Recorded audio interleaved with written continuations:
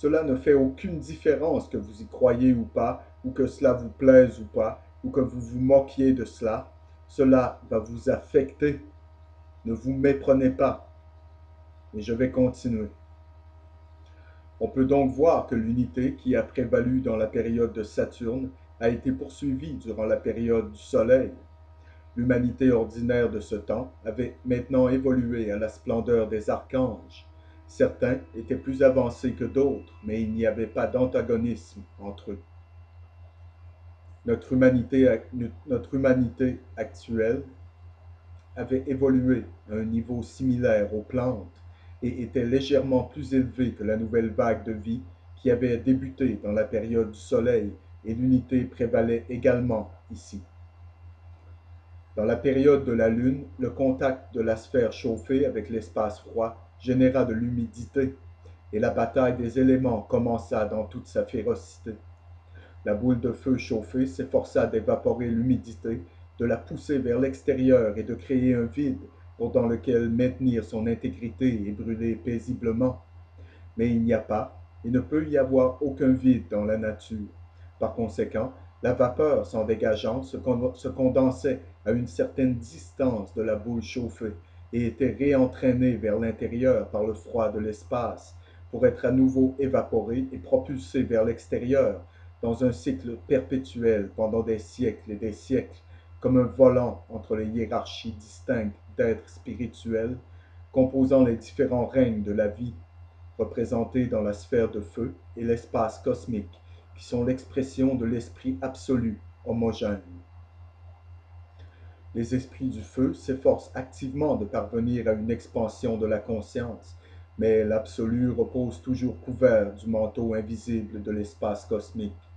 En lui, tous les pouvoirs et possibilités sont latents, et il cherche à décourager et à vérifier toute tentative de dépense de puissance latente sous forme d'énergie dynamique qui est nécessaire pour l'évolution du système solaire.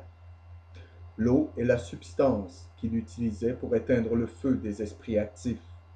La zone entre le centre chauffé de la sphère de l'esprit séparé et le point où son atmosphère particulière rencontre l'espace cosmique est un champ de bataille d'esprit en évolution à différents stades d'évolution.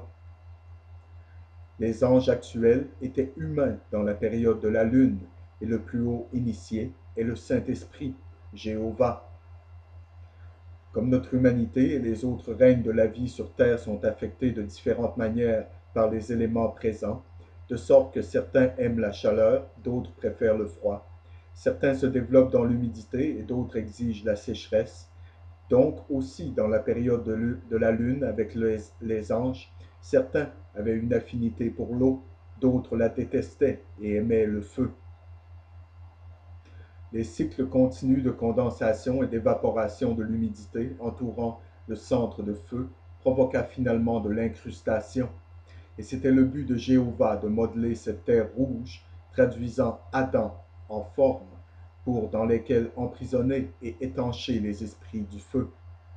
À cette fin, il émit le fiat créateur, et les prototypes de poissons, volailles et chaque être vivant apparurent, y compris même la force, y compris même la forme humaine primitive, qui ont tous été créés par ces anges. Par conséquent, il espère que tout ce qui vit et se déplace serait inféodé à sa volonté. Contre ce plan, un petit groupe d'anges se révoltèrent. Ils avaient trop d'affinité pour le feu pour supporter le contact avec l'eau et refusaient de créer les formes comme ordonnées, mais ainsi ils se privaient en même temps de la possibilité d'évolution le long des lignes conventionnelles et devinrent une anomalie de la nature. En outre, ayant répudié l'autorité de Jéhovah, ils doivent travailler à leur propre salut à leur manière. Comment cela a été réalisé par Lucifer, leur grand chef, sera expliqué dans les sections suivantes. Pour le moment, il suffit de dire que dans les périodes de la Terre, quand différentes planètes ont été différenciées pour fournir un environnement évolutif adéquat pour chaque classe d'esprit, les anges sous Jéhovah furent établis pour travailler avec les habitants de toutes les planètes ayant des lunes, tandis que les esprits de Lucifer ont leur demeure sur la planète Mars. L'ange Gabriel est représentant sur la Terre de la hiérarchie lunaire sous la présidence de Jéhovah. L'ange Samaël est l'ambassadeur des forces martiales de Lucifer.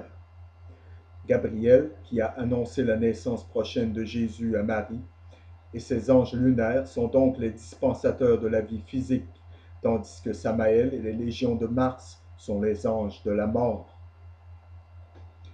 Ainsi, originale la querelle à l'aube de ce jour cosmique sombre, et ce que nous considérons aujourd'hui comme la franc-maçonnerie est une tentative par les hiérarques du feu, les esprits de Lucifer, de nous apporter l'esprit emprisonné, la lumière, de sorte que nous puissions, grâce à elle, voir et savoir.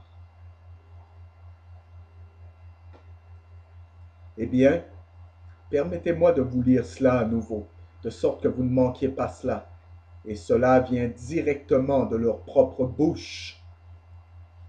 Ainsi, origina la querelle à l'aube de ce jour cosmique sombre, et ce que nous considérons aujourd'hui comme la franc-maçonnerie est une tentative par les hiérarques du feu, les esprits de Lucifer, de nous apporter l'esprit emprisonné, la lumière, de sorte que nous puissions, grâce à elle, voir et savoir. Le catholicisme est une activité des hiérarques de l'eau et place de l'eau bénite à la porte du temple pour étancher les esprits en quête de lumière et de connaissance et pour inculquer la foi en Jéhovah. Et quand il parle de l'Église catholique, il parle du christianisme, mesdames et messieurs, sous toutes ses formes. Comme il est dit de l'équinoxe de printemps, qu'il est au premier point du bélier, peu importe où il se trouve dans les constellations par la précession, de sorte le point d'où l'atome germe humain vient du monde invisible et est pris en main par le dieu lunaire de la création, Jéhovah. Vous vous souvenez? La puissance générative, le phallus d'Osiris, le mot perdu de la franc-maçonnerie, l'obélisque, le monument de Washington. Par son ambassadeur, l'ange Gabriel, est ésotériquement le premier point du cancer. Ceci est le signe cardinal de la triplicité aqueuse et est gouverné par la lune.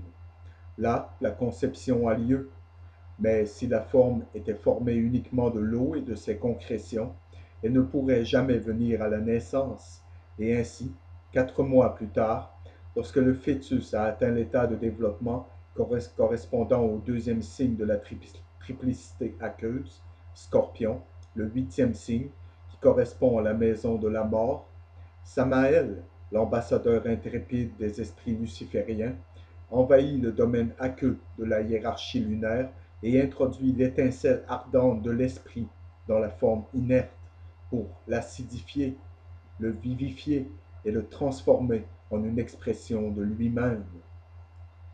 Là, la corde d'argent, qui a grandi à partir de l'atome germe du corps dense dans le cœur depuis la conception, est soudée ensemble à la partie qui a germé du tourbillon central du corps du désir dans le foie. Et lorsque la corde d'argent est liée par l'atome germe du corps vivant, le plexus solaire, l'esprit meurt à la vie dans le monde spirituel et vivifie le corps qu'il est pour utiliser dans sa vie terrestre à venir. Cette vie sur Terre se poursuivra jusqu'à ce que le cours des événements prévus dans la roue de la vie, dans l'horoscope, a été traversé. Et quand l'esprit atteint de nouveau le royaume de Samaël, l'ange de la mort, la 8e maison mystique, la corde d'argent est dissoute, et l'esprit retourne à Dieu qui l'a donné, jusqu'à ce que l'aube d'une nouvelle journée de vie à l'école de la terre l'attire dans une nouvelle naissance, afin qu'il puisse acquérir plus de compétences dans les arts et les métiers de la construction des temples. Mémorisez cette roue de la vie, mais aussi connue comme le cycle de la vie, et mémoriser le métier et l'art de la construction des temples. Environ 5 mois après la vivification, lorsque le dernier des signes d'eau, Poisson, est passé, le représentant des esprits lucifériens, Samaël, concentre les forces du signe de feu, le bélier, où Mars est polarisé positivement, de sorte que sous l'impulsion de leur énergie dynamique, les os dans l'utérus sont drainés et l'esprit emprisonné est libéré dans le monde physique pour mener le combat de la vie.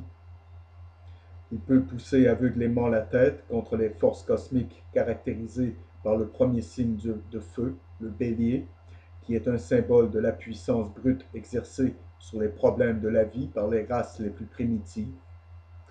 Avez-vous entendu cela? Les races les plus primitives. Rappelez-vous, je vous ai enseigné que c'est aussi au sujet de la race. Et n'oubliez pas, les signes, les symboles, le langage sont tout autour de vous. Vous ne savez juste pas comment les déchiffrer. Ou il peut adopter la méthode la plus moderne de la ruse, comme un moyen de parvenir à la domination sur les autres, laquelle caractéristique est indiquée dans le deuxième des signes de feu, le lion, le roi des animaux. Ou peut-être qu'il peut s'élever au-dessus de la nature animale et viser les étoiles avec l'arc de l'aspiration spirituelle, caractérisé par le dernier des signes de feu, le Sagittaire, le centaure. Le centaure est juste avant le signe d'eau Scorpion, un avertissement que toute personne qui cherche à atteindre cette dernière étape pour obtenir ainsi son droit divin de gouverner et cette prérogative comme Free Meson, un fils de feu et de lumière, sentira certainement la piqûre du scorpion dans son talon, ce qui l'aiguillonnera en avant sur le chemin où les hommes deviennent sages comme des serpents. C'est à partir de cette classe que la franc-maçonnerie mystique est recrutée avec des hommes qui ont le courage indomptable d'oser, l'énergie inépuisable de faire et le jugement diplomatique de se taire. Chaque mouvement mystique a sa légende qui raconte dans un langage symbolique son statut dans l'ordre cosmique et l'idéal qu'il tente de réaliser. De l'Ancien Testament, contenant l'enseignement des mystères de l'Atlantide, nous apprenons que l'humanité a été créée mâle-femelle, hermaphrodite. Permettez-moi de vous lire ça encore une fois. De l'Ancien Testament, contenant l'enseignement des mystères de l'Atlantide, nous apprenons que l'humanité a été créée mâle-femelle, bisexuelle ou hermaphrodite, et que chacun était capable de propager son espèce sans la coopération d'un autre, comme c'est le cas avec certaines plantes aujourd'hui. Plus tard, nous sommes informés, Jéhovah enleva un des pôles de la force créatrice d'Adam, le début de l'humanité, et qu'il y avait dorénavant deux sexes. L'enseignement ésotérique complète cette information en affirmant que le but de ce changement était d'utiliser l'un des pôles de la force créatrice pour la construction d'un cerveau et d'un larynx avec lesquels l'humanité pourrait acquérir des connaissances et s'exprimer par la parole. Le lien étroit entre les organes du cerveau, du larynx et des organes génitaux est évident pour toute personne après le moindre examen des faits. La voix du garçon changeant au cours de la puberté, la déficience mentale résultant de la surconsommation de la nature passionnelle et le discours inarticulé du déficient mental et bien d'autres faits qui pourraient être ajoutés pour prouver cette affirmation. Selon la Bible, il était interdit à nos premiers parents de manger de l'arbre de la connaissance. Ne partez pas, il y a beaucoup plus, mesdames et messieurs, et vous serez absolument étonnés. Du moins, certains d'entre vous, lorsque cette émission continuera.